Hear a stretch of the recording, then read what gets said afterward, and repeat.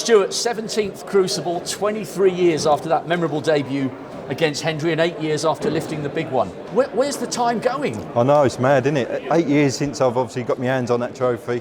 Just looking at it there when we was doing the pictures, and yeah, it's unbelievable how time flies. Now, your run to the semis of the Masters has been your best performance this season, and it's been hard going in the ranking events. How are you feeling now that you've actually arrived here in Sheffield? Have you put in a big couple of weeks on the practice table? Yeah, the last couple of weeks have been good. I've had a good couple of sessions with Neil Robertson, Matt Selt, Ronnie for a couple of days. So yeah, I feel pretty confident coming here. Other than my tip disintegrated yesterday morning. So, wow. I thought I'd have a quick hour before I got on the motorway, and 5 minutes in it just sort of crumbled on me. So I quickly redone my tip, and it seems okay. So hopefully it ain't going to disrupt me too much. Wow, you could do without that in the lead up to a World Championship, but you have got a lot of great experience to draw on. Quarterfinals in the Six Reds and at the Classic, did that make you feel a bit better about your form in recent weeks and months? Yeah, I've been working hard. I've obviously got a new coach just before Christmas with Chris Emery, so I think things have started to turn the corner. So, like I say, sort of all it needs is a win, and it may probably took the Six Reds to get a bit of confidence. And obviously now coming here, I feel pretty relaxed and pretty good. Now, you've been in the top 16 for a long time, but that's kind of on the line here, really, isn't it? Because you know you're going to need a good run, because your 100 grand and 100,000 points from the semis 2 years ago is coming off. Is that in the back of your mind, or only when annoying people like me ask you about it?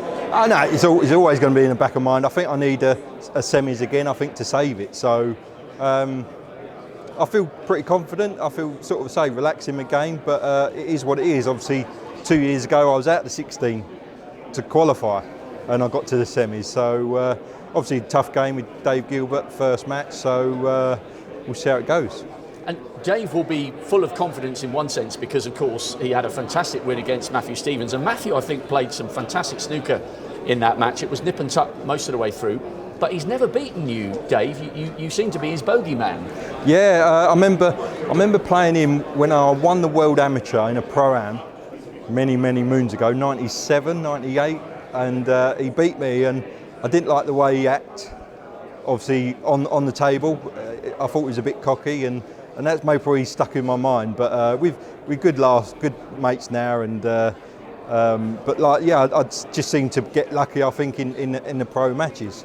I think the first few I sort of used that to beat him, but obviously the last, I don't think I've played him since he's won that tournament.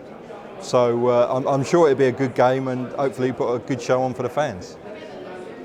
And it just underlines how hard it is, first of all, to qualify for the Crucible, and second of all, how hard it is to win a match, because Bingham and Gilbert is good enough to be a major final, and yet here you are meeting in the last 32.